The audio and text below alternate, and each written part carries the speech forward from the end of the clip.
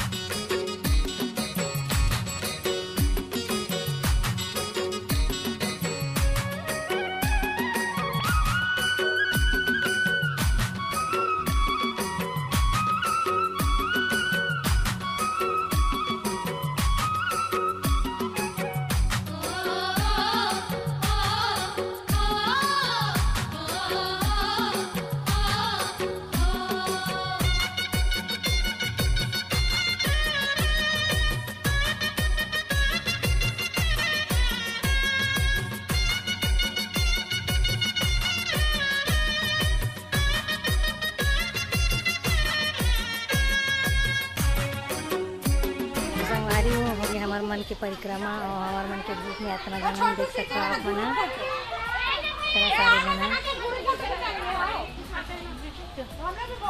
दीदी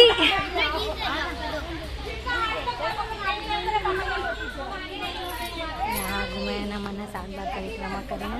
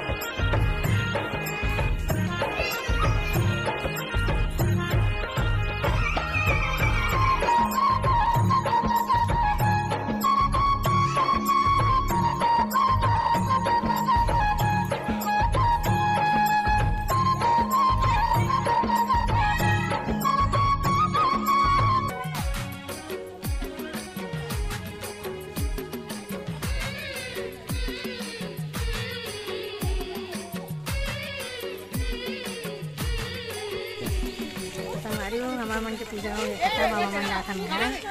तो अभी के लिए इतना ही। रात के वीडियो देखूँ, अभी दिन के वीडियो जैसे रात में जो पूजा कर वो सब लोग डालबो। तो कैसे लगी कमेंट करके जरूर बताओ।